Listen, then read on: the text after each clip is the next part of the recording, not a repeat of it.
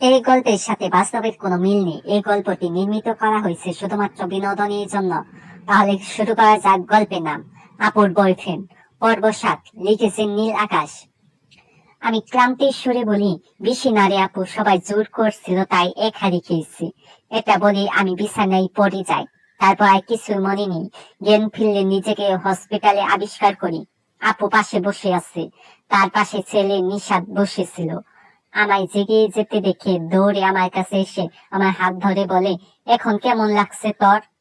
আর তুই বল, কে তোকে জোর করে রসমালাই খাইয়েছে? একবার নামটা বল তুই। নিশাদ ভাইয়া এমন কেয়ারিং কথা শুনে আমি তো অবাক। ভূতের মুখে নাম নাম, আমাকে কেউ জোর করে খাওয়ায়নি ভাইয়া। আমি এমনিতেই খাইছি, তবে একটু বেশি খেয়ে ফেলেছি। তখনই আপু জেগে বলে, একটু না রাফি, পুরো এক হাড়ি। তুই এমন আগেও করছিস, তোকে বারবার বলছি খেতে ইচ্ছা হলে অল্প একটু খাবি। বাবা এসব জানতে পারলে আমাকে আস্ত রাখবে না। আমি কিছু বলতে যাব, তখনই ডাক্তার এসে বলে, তাহলে রোগী কি সুস্থ হয়ে গেল নাকি? স্যার, ওকে কবে নাগাদ বাড়িতে নিয়ে যেতে পারবো? ডাক্তার আমায় চেক আপ করে বলল, আজকে নেওয়া ঠিক হবে না, আপনারা কালকে এসে নিয়ে যান।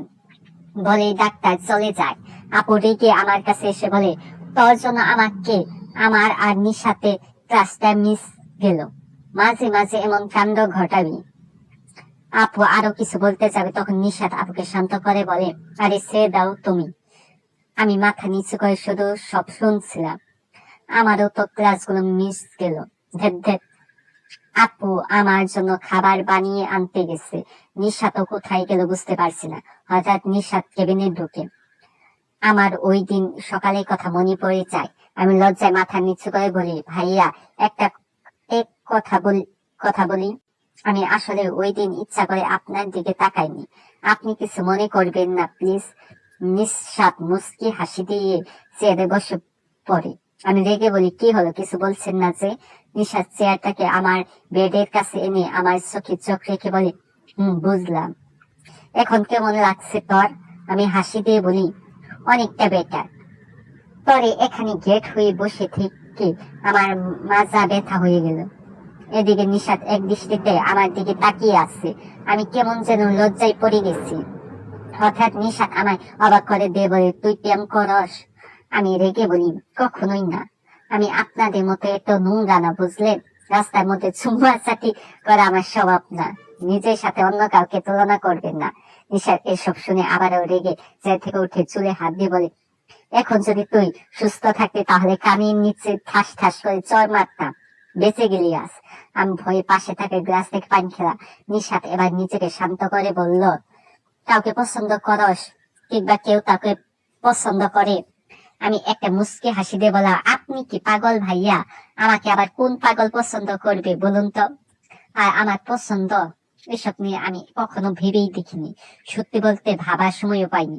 সবসময় পড়াশোনা নিয়ে ব্যস্ত ছিলাম। নিশাদ জানালার দিকে তাকিয়ে প্যান্টের পকেটে হাত ঢুকিয়ে বলে, পছন্দ থাকলে বলতে পারিস আমায়, আমি লাইন ঘাট করে দেব না হয়। এমন সময় নিশু রুমি এসে চমকে বলে, কাকে মারবি ভাইয়া? নিশাদ রেগে নিশুর কাছে এসে বলে, তোর আসতে লেট হলো কেন? এই মেয়েটা আমার মাথা খারাপ করে দিচ্ছে। আমি কিছু বলবো তার আগে রুম থেকে নিশাদ চলে যায়। আচ্ছা জ্বালাতো, এখনই তো কত ভালো ভালো কথা বলছিল, আর আমি তো ওনাকে তেমন কিছু বলিওনি। আমাকে মেন্টাল বললো কেন? এই লোকটা কি ধরনের আত্মাগল আমি বুঝি না। নিশুর আমার পাশে এসে বলে, ভাইয়ের কথা কিছু মনে করিস না। আমি রেগে বলি, তোর ভাইয়ের কথায় রাগ করার ক্ষমতা আছে নাকি আমার? আমি বুঝি না তোর ভাই আমাকে নিয়ে কি সমস্যা। দেখা হওয়ার পর থেকে শুধু ঝগড়া আর চর থাপ্পড় দিচ্ছে আমার। আমি বুঝতেছি না ভাইয়া এমন করে কেন। আমি আর কারোর সাথে এমন করতে দেখি না। ভাইয়াই তো আমায় ফোন করে বলল তুই নাকি অসুস্থ। সেটা শুনে দৌড়ে এলাম।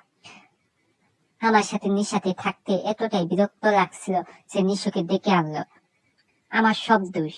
আমি কেন ওনার সাথে এত কথা বলতে যাই? উনি আমার বোনের বিয়ে, তাই আমাকে এভাবে বিহেভিয়ার করতে হবে। নিশাদকে আর বিরক্ত করবো না আমি। মনে মনে কথাগুলো বললাম। নিশুর সাথে কিছুক্ষণ গল্প করলাম। আপু খাবার আনলে খেয়ে দিয়ে শুয়ে পড়ি। মাথাটা এখনো বেশ ঝিমঝিম করছে। নিশু চলে যায়। আপু আজকে আমার কেবিনেই থাকবে। আপু পাশে সোফায় শুয়ে কম্বল মুড়ি দিয়ে ঘুমিয়ে আছে। সেলেনে ব্যথা আমার খুব আমার ঘুমই আসছে না। আমি এভাবে এক কাত হয়ে ঘুমাতেই পারি না। এখান থেকে গেলে বাঁচছি বাবা। তখনই দরজা খোলা শব্দ পাই। অন্ধকার দরজার দিকে তাকাতে দেখি নিশাত বদমাস। আমি একবার তাকে চুপ করে শুয়ে থাকি। নিশাত পাশে চেয়ারে বসে বলে, এখনো ঘুমাসনি কেন? ঘুম পাচ্ছে না, তাই ঘুমাইনি। কিন্তু আপনি এখানে কি করছেন? আপু এখন ঘুমিয়ে আছে, সারাদিন আমার জন্য অনেক করেছে, তাই খুবই ক্লান্ত। আপনি এখন আপুকে জাগাবেন না প্লিজ।